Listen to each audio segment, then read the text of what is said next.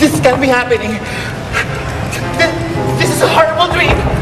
Please, please somebody wake me up. I can't breathe.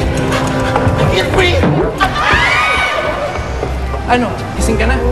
Okay na. Ano naman? Kerry. Hindi, ganito. Nabalitaan niyo naman siguro yung tungkol sa nalalapit na kasal namin ni Nikki. Nakadesisyon kasi ako na babalik lang kami doon sa dating business namin na manage ko, yung sa airpods ko. So, yun. Kailan naman yung alis mo? Well, he won't be leaving us, so he won't. Sir Kenneth, mamimiss ka namin. Hindi ko naman kayo agad iiwan eh. Siyempre, maghahanap muna kami ng kapalit ni Tita. Yung sana mas magaling.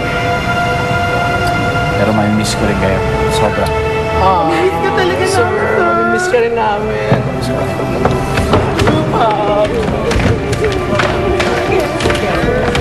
Miss you guys. Hi, girls. So, tama. Masyado. Okay na, okay na.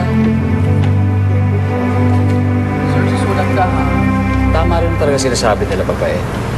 Siyempre, pag kinasal na kami ni Nikki, hindi naman ako talaga po pwedeng panghabang buhay na magtrabaho rito. Paano kung magkaanak kami? Paano ko ipaliliwanag sa kanila na, kids, you know what? Daddy is working in a gay club. Parang hirap naman yun, di ba? I mean, they have a point.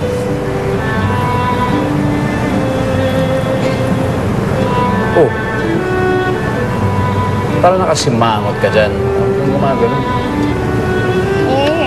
Kasi naman, sir, parang ang hirap naman i-imagine na wala ka na dito sa club.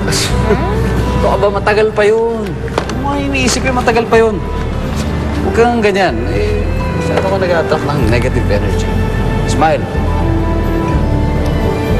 Peke naman eh. O sige, ito. Knock. Ay, under.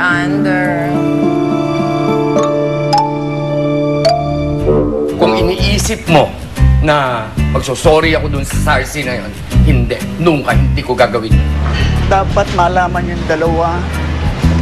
Meron akong sakit. Cancer.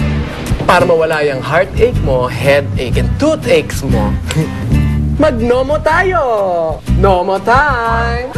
Let's go! Ikakasal ka na, Kenneth. Dati pa naman tayo magkasama sa kwarto at saka isa pa, pareho naman tayong lalaki, di ba? O ano ngayon? Gusto mo talagang malaman? Ha? Oo, gusto kong malaman.